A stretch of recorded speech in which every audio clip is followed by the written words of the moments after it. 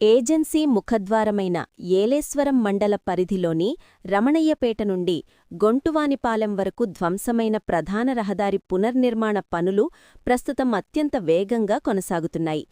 గత కొంతకాలంగా గుంతలమయంగా మారి ప్రయాణికులకు కంటిమీద కునుకు లేకుండా చేసిన ఈ రహదారికి ఎట్టకేలకు మహర్దశ పట్టింది.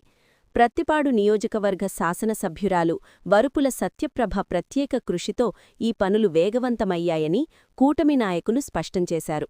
ఎన్నికల సమయంలో ఇచ్చిన హామీ మేరకు బాధ్యతలు చేపట్టిన వెంటనే ఆమె ఈ రోడ్డు సమస్యపై దృష్టి సారించారు. నిధుల మంజూరు నుండి పనులు ప్రారంభమయ్యే వరకు అధికారులపై ఒత్తిడి తెచ్చి పనుల్లో జాప్యం లేకుండా చూడటంలో ఆమె కీలక పాత్ర పోషించారని స్థానిక నాయకులు కొనియాడారు.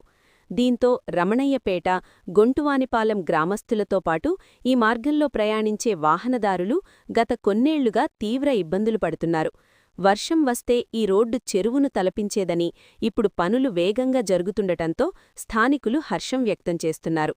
రోడ్డు నిర్మాణంలో ఎక్కడా రాజీ పడకుండా నాణ్యత ప్రమాణాలు పాటించేలా ఎమ్మెల్యే పర్యవేక్షిస్తున్నారు.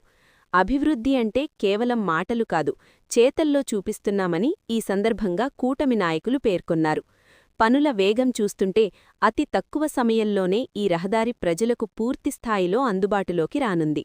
మండలంలోని మిగిలిన అభివృద్ధి పనులను కూడా ఇదే ఉత్సాహంతో పూర్తి చేస్తామని, నియోజకవర్గాన్ని ఆదర్శంగా తీర్చిదిద్దడమే ఎమ్మెల్యే సత్యప్రభ లక్ష్యమని కూటమి ముఖ్యనేతలు ఈ సందర్భంగా తెలియచేశారు.